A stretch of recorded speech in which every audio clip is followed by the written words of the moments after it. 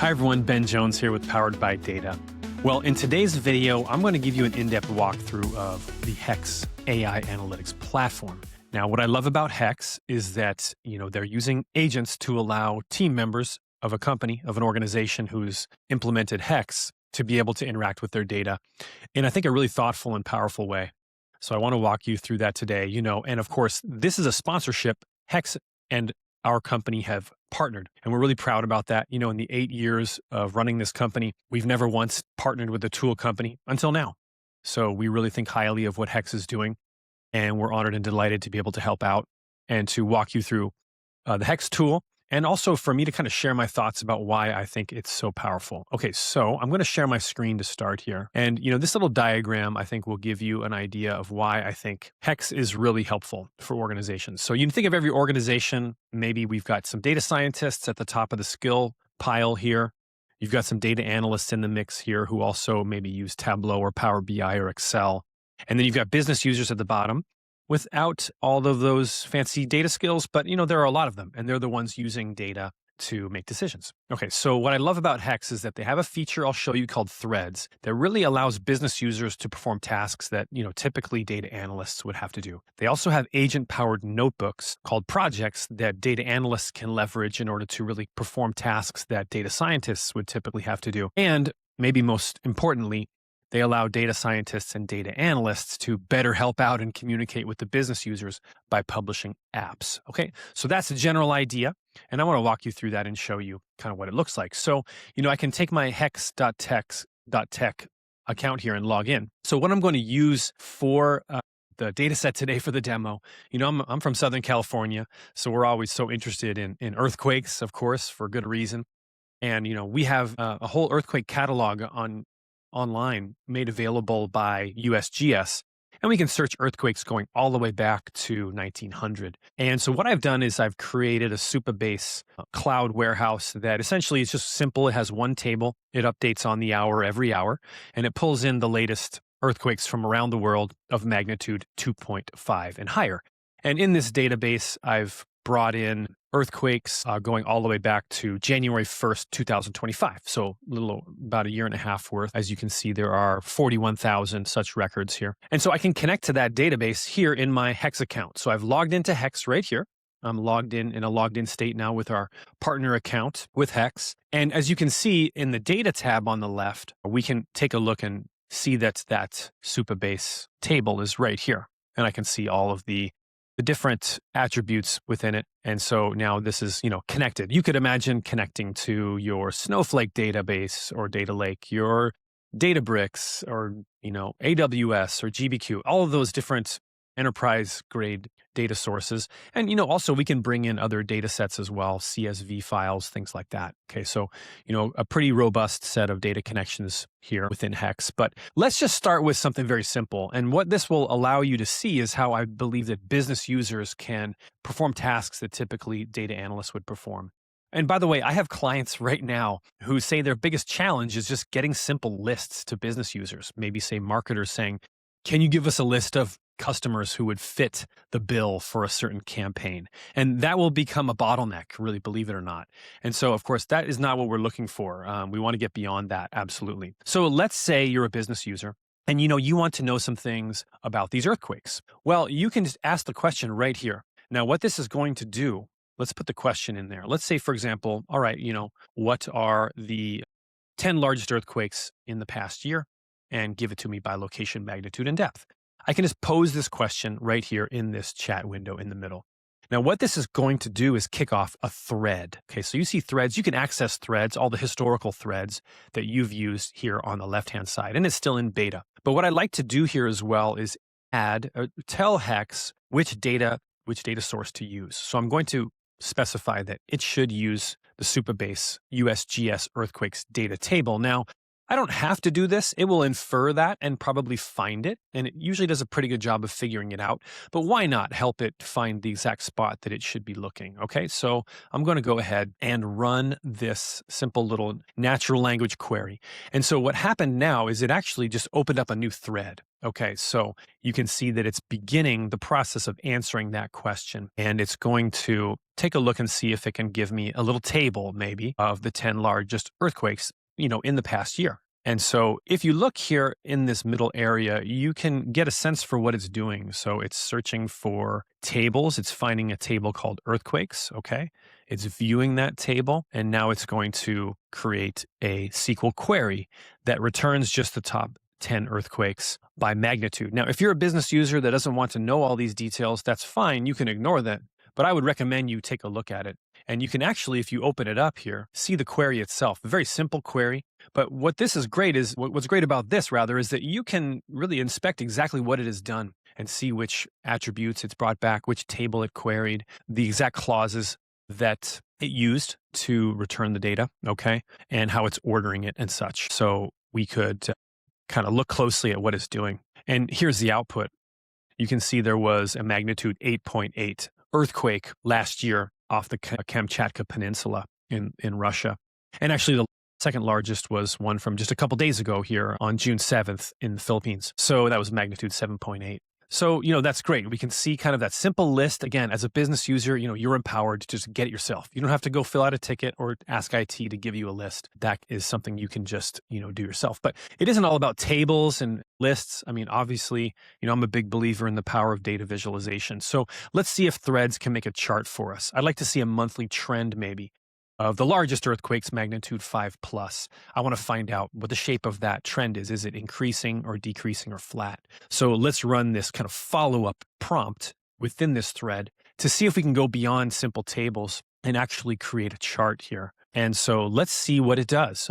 It's going to try to find out maybe, how it can visualize this data for us. I didn't tell it what kind of chart to give me. I didn't really specify very much at all about what I was asking for. I just asked for a quote monthly trend, right? So let's see what it does, right? So we can look at the details here. You can see that it's already trying to kind of group these earthquakes by month. And I can see the query that it used to create that. Okay, so how it groups and orders them, by month. So that's useful. I can see kind of how it came up with these numbers if I want, right? These exact figures that it's going to now turn into a chart. Next, it's going to visualize the data. It decided to create a line chart. And so that's what it's working on right now. So it's creating a chart cell, okay, within this thread that I'm working in. And so again, you're a business user. You just want to get a chart here of monthly earthquakes, over time. And there it is. So we can see all of our monthly earthquakes. It's returning it in a line chart. And I can see it looks like there was one big spike over here last July. Now, if I wanted to, I can even, download an image or copy it to the clipboard. It's going to add some labels in here. It's just continuing to update it. And if I wanted to, I can even explore this chart, which I love about this because it's often the case, that we don't get the exact chart we want in the very first prompt. And so what's great about what Hex is doing here is, I could continue to ask the agent in Threads to make adjustments. Absolutely, I can.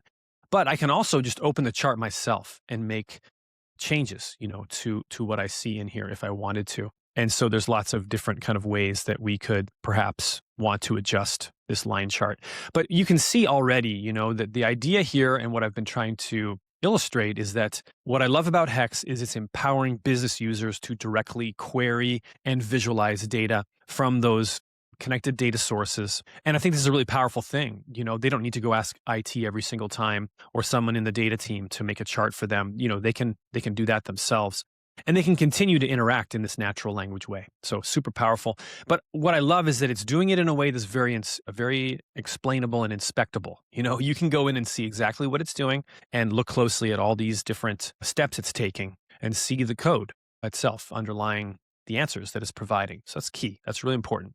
Okay, next up, I want to show how I believe data analysts can start to become more like data scientists. So what is a data analyst? Okay, to me, this is a person who uses Excel or Tableau or Power BI or some other similar, spreadsheet or drag and drop tool to visualize data, make dashboards, things like that. Often, not always, but often data analysts don't really know how to code. So, they wouldn't find themselves writing Python. While most need to use SQL queries, often they don't know Python and they don't spend much of their time in Python notebooks. Of course, many do, but not all of them. So if you're a data analyst that hasn't learned to code, what can Hex do for you?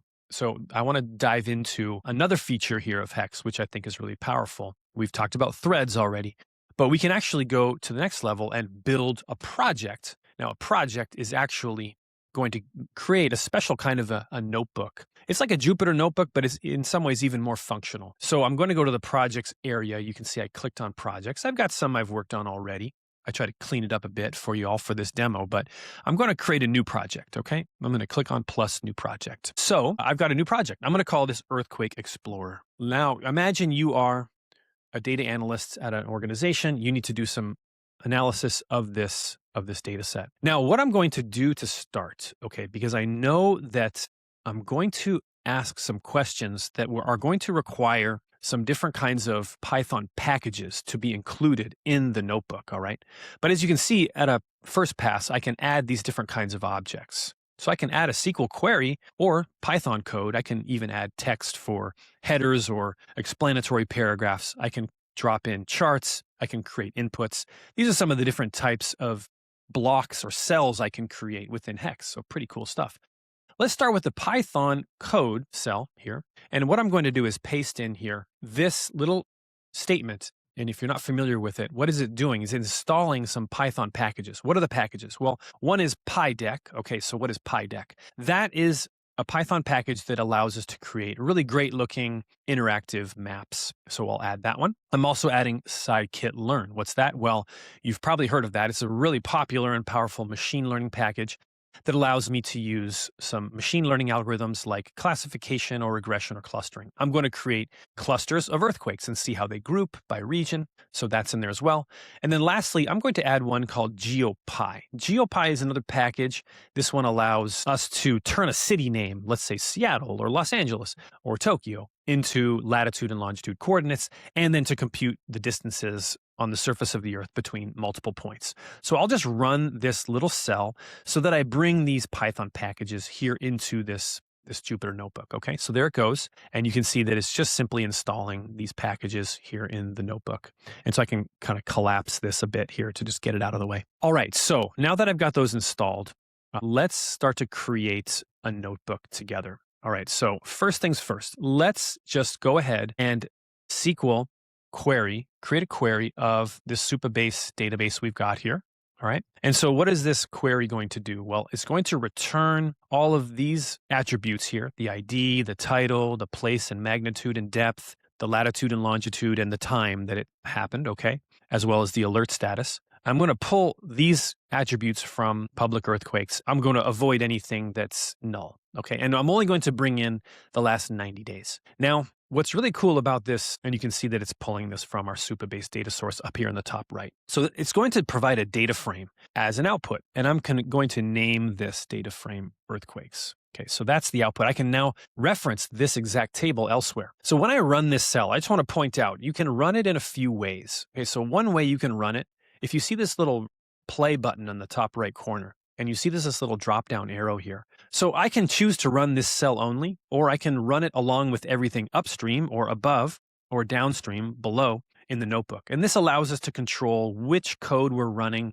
because there can be dependencies between cells. Sometimes one cell needs another cell to run, and sometimes we update one cell and we want everything below to, kind of rerun to propagate that change throughout the notebook. So I want to point that out. This gives you a lot of control over what exactly you're running. And I think that that's a useful feature here that they've added to their notebooks.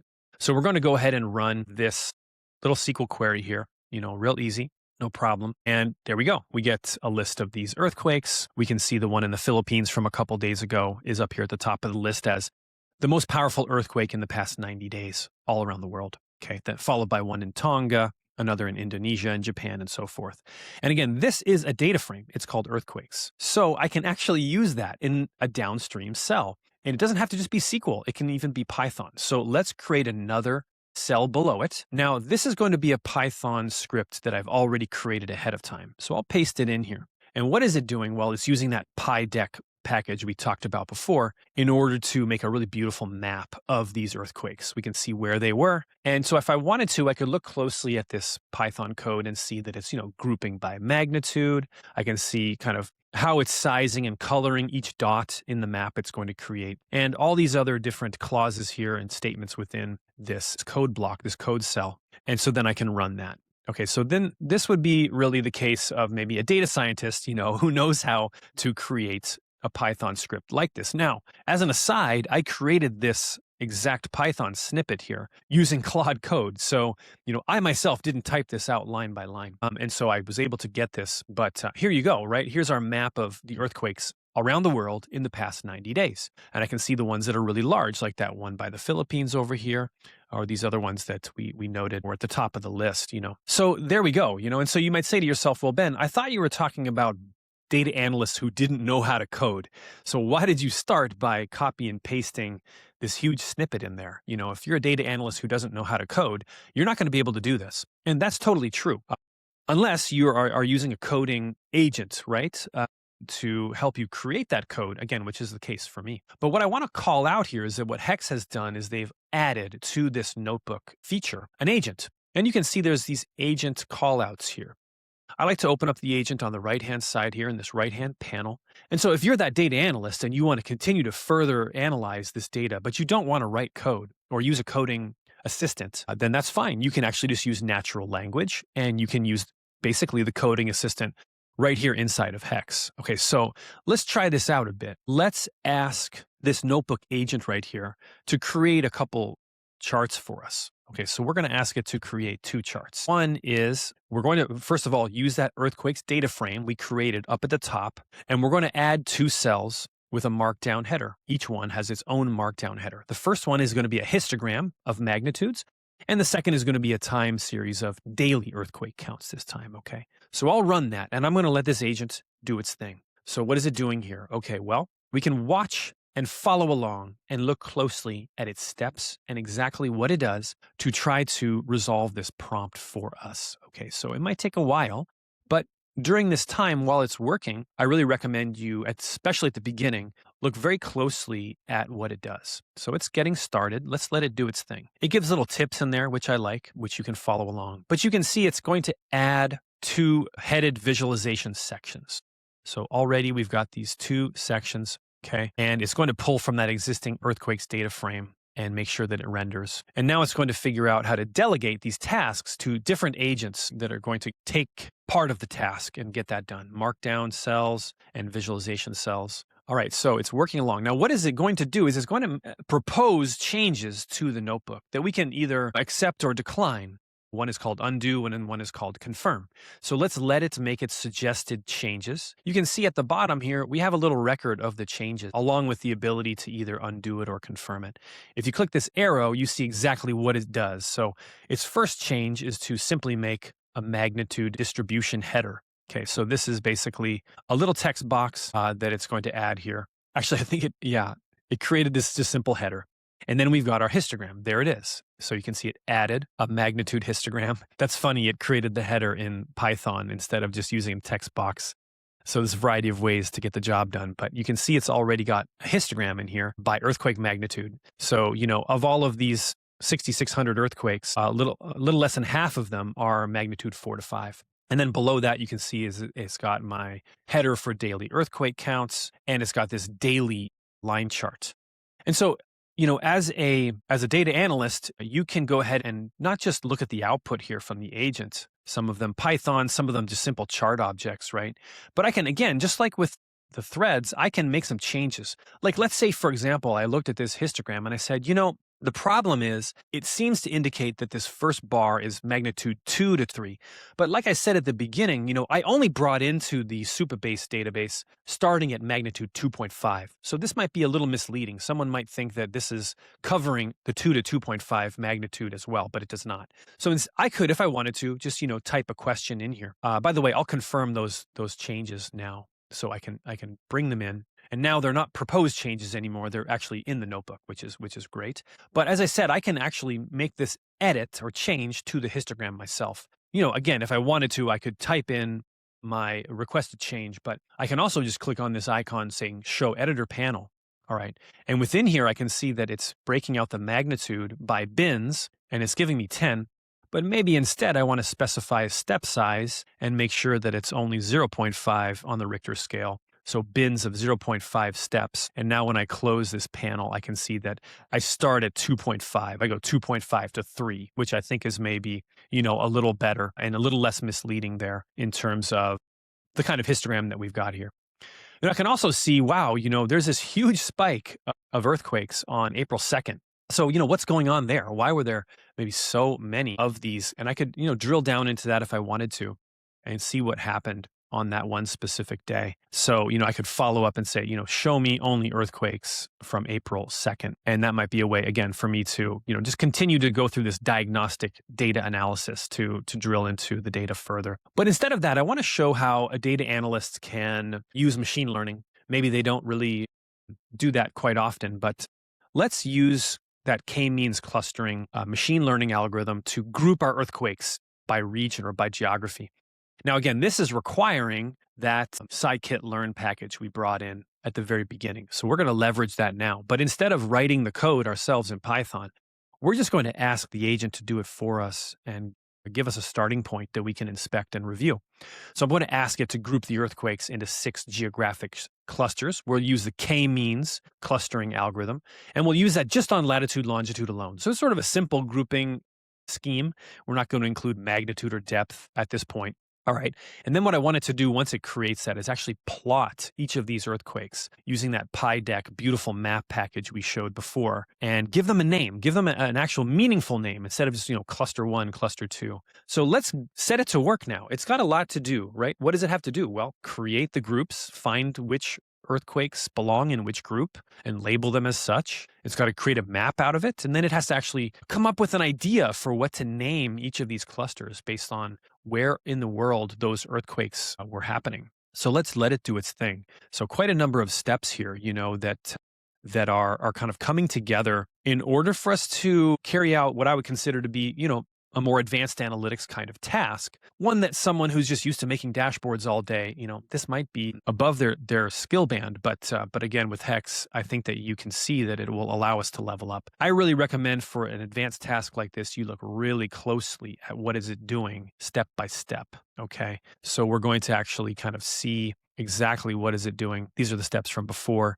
Now we've got our grouping prompt. So what is it starting with? Well, it's going to cluster my earthquakes data frame, that one that we used or created with that SQL cell at the very, very beginning of this notebook. It's going to leverage it yet again, and it's going to inspect the cluster summaries to name them, coming up with sensible names. This is something that's not in the data itself. It needs to infer geographic names. So it's really using some of the LLM capabilities here of this foundational model that we're tapping into here with this agent panel. So it's starting off by creating the clusters. We can look closely at what it does here. There's a change already, right? It added k-means geographic clusters. So I can see how it did it. And I can look closely at this if I wanted to, and I could copy it and inspect it and have maybe an expert data scientists in the organization give their feedback about it. I could also put it into another AI coding assistant to have it provide feedback on the kind of machine learning algorithm that it's using and how it's setting it up and so forth.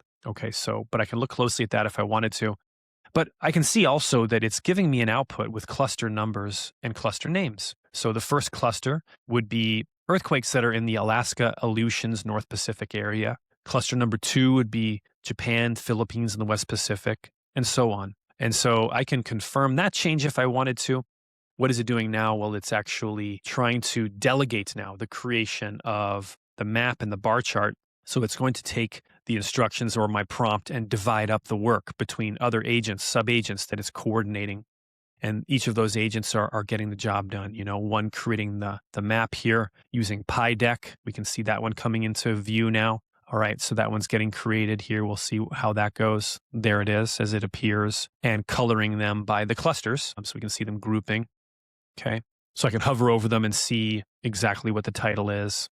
Okay, the next one down here is giving me the bar chart of all of these same clusters. And so that's real useful there. And I can, again, confirm all of these changes if I wanted to, so I can confirm these changes. But you see that, this is really a great way to build out a notebook, to create charts and graphs using Python to look closely at what those charts, how they were created. Okay, so it's going to continue to kind of make small fine-tuning adjustments here to the charts I've asked for, which is great. But what I want to do next, okay, is show you how both data scientists and data analysts can really better assist and empower business users by creating apps in Hex. This is huge because, again, I wouldn't really want to send this notebook to someone in the business. They would be wading through these code cells and just feeling a little lost, I would imagine. I'm almost positive that they would kind of just not know what to do with it. So this is where agents can come in really handy. So what are we going to do now? We want to actually build an app that lets the business user, let's say, for example, put their city in there, maybe, let's say, and then also be able to maybe put in their city and see all of the earthquakes, kind of in their area. So we're going to build in our notebook here, kind of a new area down here below. And this is going to, again, allow a user to type in their city, see all the nearest earthquakes. In order to do that, by the way, it needs to use this GeoPy, doesn't it? So that's critical. So I'm going to ask the agent to build me an earthquake proximity finder. So you start off with a text input with a city name. We'll start with a default being Seattle. There's going to be a numeric input for how far away do they want to see earthquakes, and then a date range. So I can say start and stop. It's going to use Python, okay, and GeoPy to geocode the city. What are the latitude, longitude coordinates? It's going to compute the earthquakes, every earthquake's distance from that city, and then only keep the ones within the radius that I've specified and the date range I've specified. And it's going to put all that in a nice map. So let's send that prompt. Again, very detailed request now, right? This is a prompt with kind of multiple steps numbered out. I've asked it to kind of leverage some of these additional functions we haven't talked about yet, like inputs, a way to let a business user make inputs and changes to the variables that the code blocks or cells reference later on in the notebook, so that a business user doesn't have to rerun the code or think about editing the code. They can just change those inputs. So now it's going to divide up this work, and it's going to have multiple agents get to work for us to create this proximity finder, with the idea here that we've gone beyond just maybe exploratory analysis, and now we're trying to create a very specific app that lets a user do a certain task, carry out the steps of a task. We're thinking about that workflow and what they need to do. In this case, maybe they want to find all the earthquakes in a certain radius around any city they want. Okay, so I'm going to create the app, and then first of all, we'll build it here in the notebook. Then we'll see how we can package it up and clean it up so that we can push it out there and publish it to the business and send a link to a business user to let them get the job done. So here we go. The agent is still working along here. It's starting with adding inputs, blocks. It's needing to compute the proximity. How close is every earthquake to the chosen city? We started with a default of Seattle.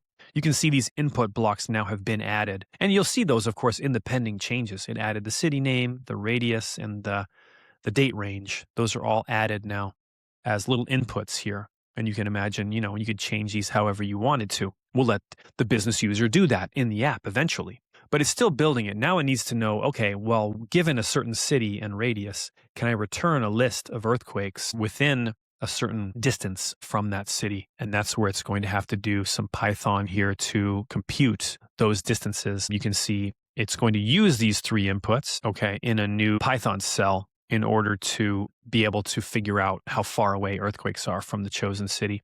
I'm going to confirm these changes while we're kind of letting it work ahead, but it's still doing the job of converting these chosen inputs into our app that we want to push out there. A map showing the earthquakes as well as a table, I think. So let's see. Now, here we go. So it's using that geocoders, the GeoPy package we talked about.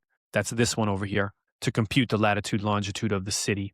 Okay, so it's starting with the city. It's got to figure out the latitude and longitude of the city. Okay, and it's using variables here, which is really nice because then if I change this city name, this code will basically run against a different city and find its coordinates as well. So I don't have to look them up every single time, manually.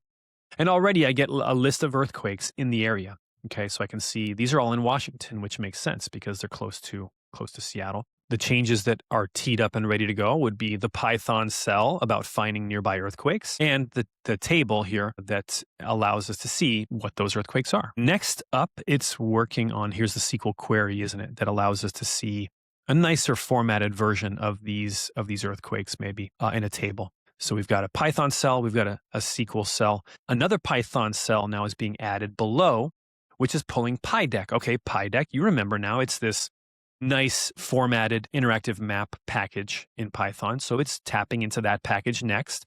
And you can imagine, what is it doing? Well, it's going to use that to create this map. And I can see Seattle. I can see the earthquakes around it. There's my proximity map. And I can confirm these as well. Okay. So that's looking pretty good. And let's see now, you can imagine, right? I could here change the city and we'll see what that will do. But for now, let's let the agent continue to do its job. It's still doing some more work here. And let's see, what is it doing specifically? You can see kind of what it's pondering, it's sort of quote unquote thought process, even though of course it's not a person thinking by any means, but you can see the process that the model is following to try to carry out the steps of the prompt. It doesn't understand why the date is undefined. Okay. Maybe it's because up here, these dates are not filled in. I didn't tell it what to use, did I, for the default date range? So I can give it its own range. Let's go back to maybe the beginning of the year, let's say, and go up until today. And we'll specify that for the date range, try to help it out a bit, maybe. Okay. And we'll run this and everything downstream to apply this date range just for this year alone. And we'll see how that affects the rest of the cells. It has a change in here already, which is making a modification to finding nearby earthquakes. So it kind of is debugging. It's saying, well, I created something, but I can see now that I need to make a change to it. So we have left-hand side, right-hand side. Left-hand side tells us what it was at the beginning. Right-hand side shows us what has changed about it. I mean, I can go in and inspect that, I guess, here and see that it's trying to fiddle with the start and end dates and make sure that those are referencing those inputs. So it kind of got started, but it made a mistake, and it's trying to correct that mistake to fix the date range that it's providing here. Okay, so we can confirm that change. And again, this is where you can look really closely at each one of these. You can be really carefully inspecting every one of these cells to try to see, what it's doing, try to see if it's performing the task correctly. And this is where it really is helpful to have a data scientist on the team who, especially for mission critical kinds of apps, can review every one of these steps, can review everything, inspect it really carefully and see what's happening. Okay, it looks like it's done now. So it's built this proximity finder and we're going to go ahead and run with that. So next thing we can do maybe is we can publish this, right? So we can build this as an app. Now, so we switch from the notebook side of this project to an app side of the project. Because as I mentioned, if I'm going to send this to a business user, I probably don't want to send them this. They're just going to get lost. So I can give them a nice, more packaged version of it. Now, the app builder has a classic app. What this lets you do is kind of arrange the notebook you just created, hide things, delete things from the app itself, arrange them, drag them around, and kind of put them in a way that I think is nice and useful. But what they also have now is the ability to use this generative app. It's brand new. So I'm going to, kind of tell a generative AI agent sort of what I want this app to look like. So let's kind of take this app. We're going to put the inputs on the top. We'll put the map in the middle and a table below. And I want to create this, as an app that I can publish to the business. So it's going to try to build that app for me. Now, I find this really interesting. I was playing around with this before. It goes to pretty great lengths to adjust. It doesn't just simply move around the existing cells and objects. Sometimes it redoes it. Sometimes it uses a totally different tool. One time I did this when I was warming up for this demo yesterday, and it created a D3 and React application. So it really kind of looked at it and said, well, I'm going to build this a totally different way. So let's see what it does here. We're just simply asking it to create an app out of this earthquake proximity finder little tool that we made. Again, it's really designed to be able to go from, this database here through some Python cells and output a tool that anyone can use because, the business user doesn't always want to have their hands in the data set itself. The business user definitely doesn't want to have to look at or edit Python code or even SQL queries. And so again, Hex is allowing these top tiers of the skill pyramid to be able to communicate better and provide tools for business users through this app builder. Okay, so again, you can manually build it yourself if you want to have control over every object and where it's located. Or if you want to turn loose this generative agent, you can ask it to take your notebook and build an app.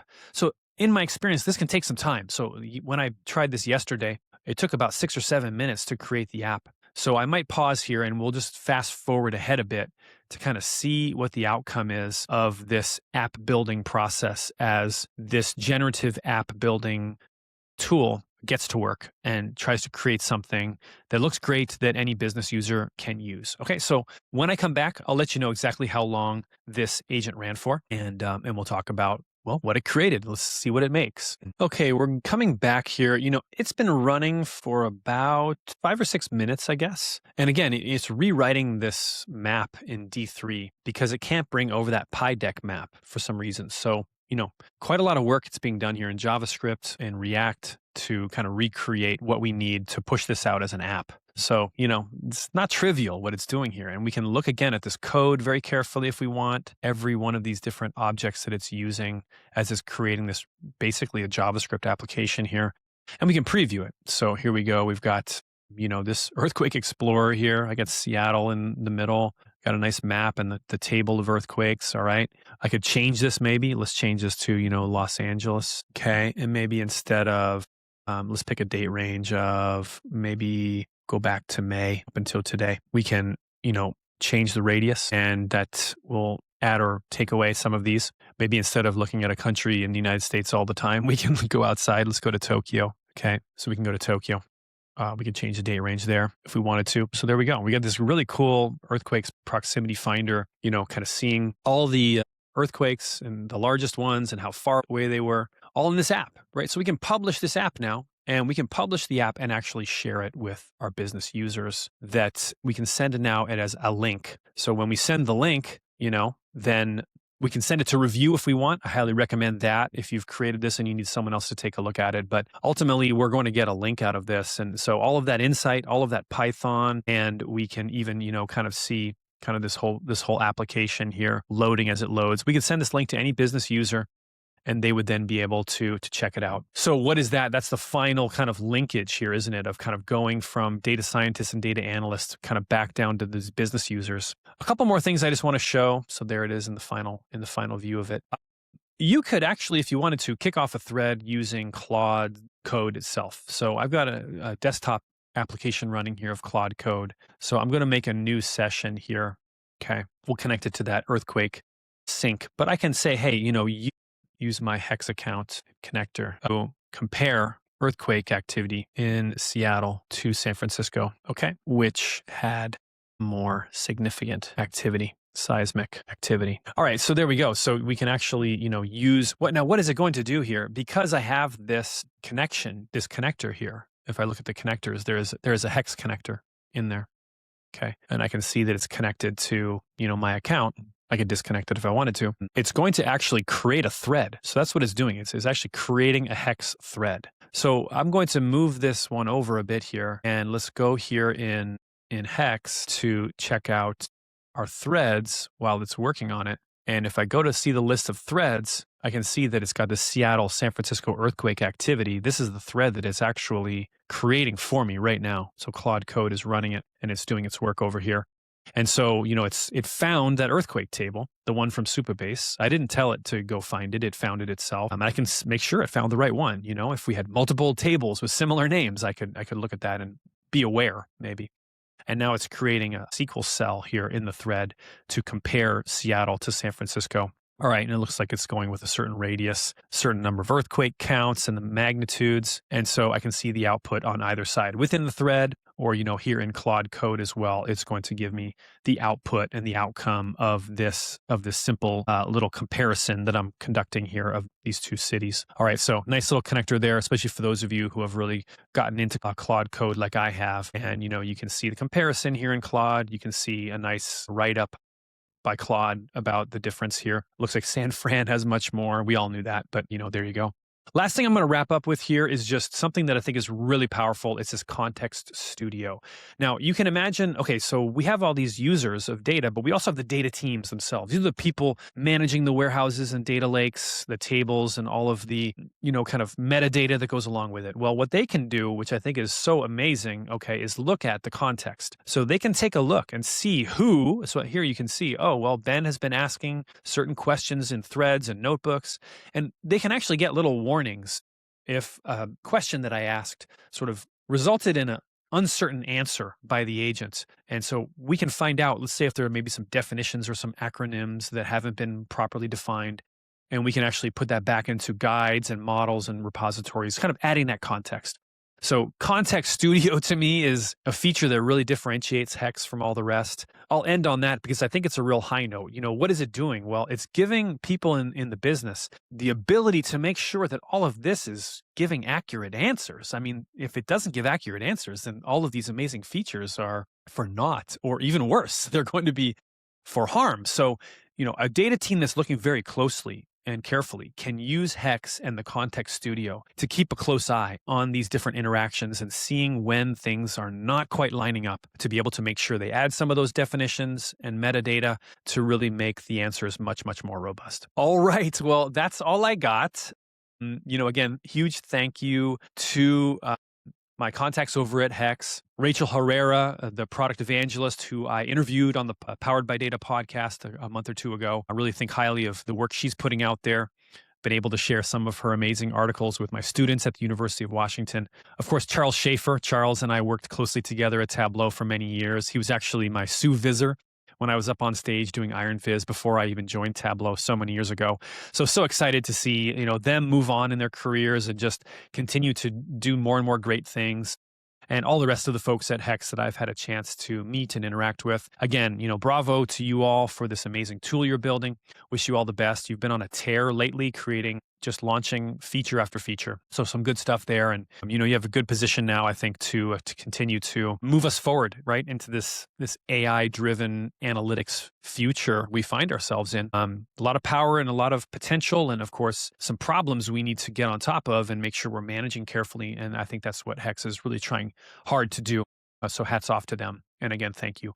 Thank you to my listeners who have watched this video. Hey, please like or comment and, let me know what questions or thoughts you have about Hex, about other tools in this same space. Let's keep this dialogue going. There's a lot going on and we need to stay on top of it together. So let's keep that conversation going. Well, that's all for now. Take care, everyone, and we'll talk to you real soon.